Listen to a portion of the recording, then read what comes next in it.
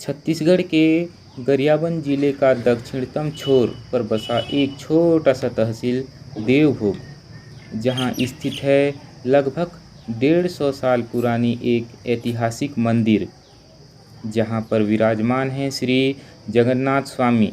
इस मंदिर में 52 रूपों में से एक रूप दधी ब्राह्मण के रूप में भगवान विराजमान हैं। यह वह मंदिर है जो छत्तीसगढ़ के गांधी कहे जाने वाले पंडित श्याम शंकर मिश्र द्वारा छत्तीसगढ़ में पहली बार इस मंदिर में अछूत एवं दलित वर्गों को प्रवेश कराने में मदद किए थे। तो चलिए जानते हैं इस प्राचीन एवं वास्तुकला के धनी इस मंदिर के विषय में।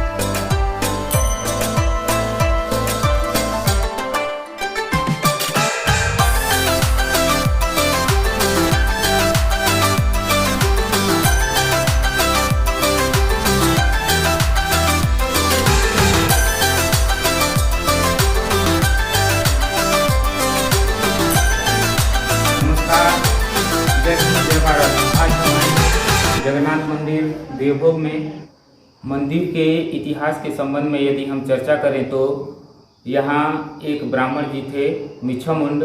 वो सबसे पहले आए थे, उड़ीसा से आए और यहाँ सामने एक गांव है खुडगांव में रुके थे।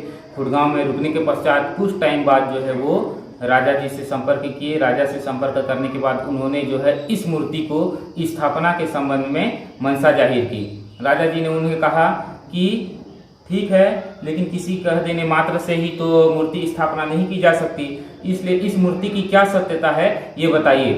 तो मिच्छामुंड जो उड़ीसा से आए थे उन्होंने कहा कि एक पराठ दीजिए, और उन्होंने राजा जो द्वारा जो है एक पराठ दिया गया। पराठ को उन्होंने जगन्नाथ स्वामी जी के मूर्ति को उसमें रखे और वो कमरा में बंद कर दिए। कमरा में बंद करने के पश्चात कुछ टाइम बाद उन्होंने उस पराठ को देखा तो पराठ में जो है पानी पूरा लबालब भर गया था। तो राजा द्वारा जो है उन्हें फिर उनके सत्यता को देखकर मंदिर की स्थापना के लिए राजी हुए। राजी होने के पश्चात उन्होंने लगभग आस पास के लगभग 80 गांव के जमींदार, किसान,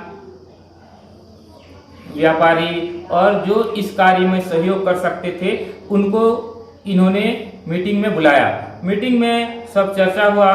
चर्चा होने के पश्चात सबने जो है इस मंदिर निर्माण के लिए सहयोग प्रदान करने हेतु अब हम उस समय की आज से ये मंदिर लगभग 1854 ईस्वी के समय लगभग इसका बनना तय हुआ। तो उस समय यहाँ आसपास सीमेंट की तो व्यवस्था हो नहीं सकती थी, क्योंकि यहाँ से रायपुर जो है 217 किलोमीटर एकदम जंगल। आज के स्थिति में यदि देखेंगे तो जाने के लिए इतना मुश्किल है, तो लगभग 150 साल पहले क्या स्थिति थी होगी। तो सीमेंट की तो बात ही छोड़ दीजिए। तो उस समय उन लोग क्या सोचे, आसपास जो रेंगटा पत्थर है, अभी भी है रेंगटा पत्थर, उस रेंगटा पत्थर को और जो सीमेंट चिपकने के लिए बेल का उपयोग करते थे और चिवड़ा और जो अन्न है वो, इन सब का उपयोग करके जो है मंदिर निर्माण के लिए ये शिलान्यास किया गया। तो मंदिर निर्माण के संबंध में जब ये चालू किया गया, अब इतना बड़ा मंदिर निर्माण के लिए इतनी मात्रा में बेल कहाँ से लाया जाए, चावल कहाँ से लाया जाए और मजदूर, उसके बाद अपना रेंटा पत्थर इतना एकदम से ला नहीं सकते, भीड़ भाड़ हो जाएगा। तो एक दिन के लिए एक गांव को नियुक्त किया गया लेबर के रूप में। और बेल जितने भी आसपास बेल जो शिवजी में 3 पत्ती वाला जो बेल चढ़ाते हैं, उसी बेल का फल को बेल को लाते थे।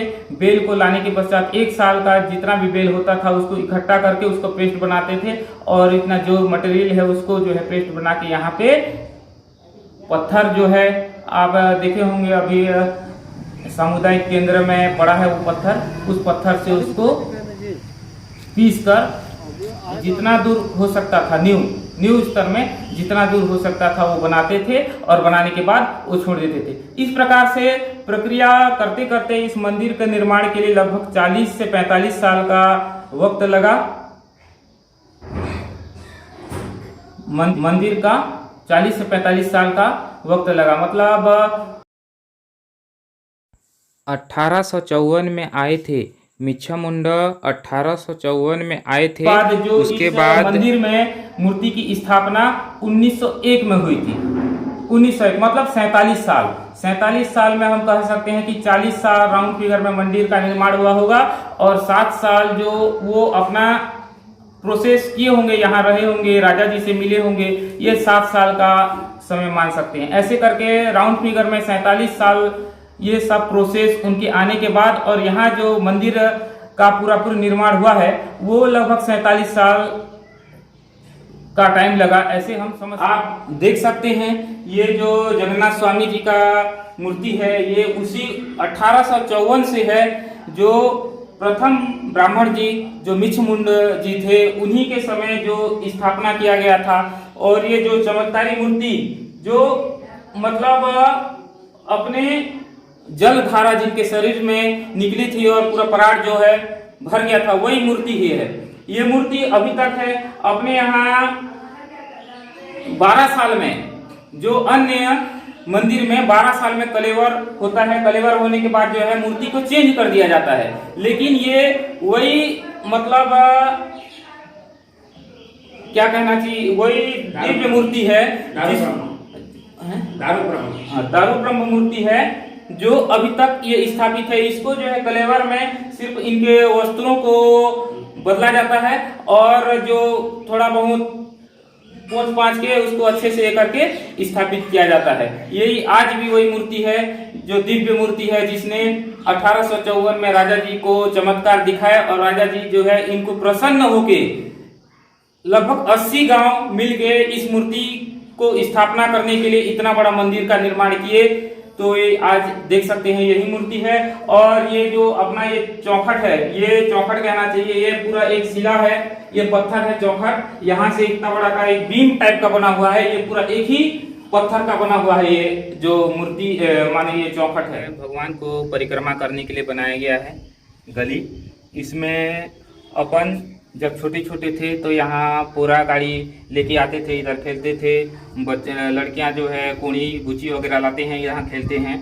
और इस प्रकार स्थानीय लोग जो है छोटे मोटे त्यौहार में भी यहाँ पे आके अपना चक्कर लगाते हैं, और बच्चे लोग भी इसका उपयोग करते हैं। स्वामी जगन्नाथ भगवान जी के जस्ट अपोजिट में सीधे में जो है एक हनुमान जी का मंदिर है। इस मंदिर का निर्माण भी सेम उसी टाइम में किया गया था। ये भगवान हनुमान जी जो है पश्चिम मुखी हनुमान जी है, और भगवान और भक्त जो है एक दूसरे को सीधे देख रहे हैं, इस मुद्रा में है। और इसका निर्माण जो है सीधा एक दूसरे के सम्मुख में बनाया गया। जो ये मूर्ति है 1854 को मिच्छमुंड द्वारा इसको लाया गया। राजा को सत्यता दिखाने के बाद ये मूर्ति का स्थापना झाड़ाबहाल के सामने एक कुटिया में पूजा हुआ। तब तक यहाँ मंदिर बना, और मंदिर बनने में 40 साल लगा, और 7 साल इनका सब रीति रिवाज करके 1901 में स्थापित किया गया। उसी दिन से हर सुबह 5 बजे मंदिर खुलता है। मंदिर खुलने के बाद इनको स्नान वगैरह करके पूजा विधि करने के बाद आरती होता है। उसके बाद भोग लगता है। भोग लगने के बाद फिर शाम को 5 बजे बाल भोग लगता है। बाल भोग लगने के बाद आरती होता है। फिर रात के 8 बजे ये फाटक बंद होता है।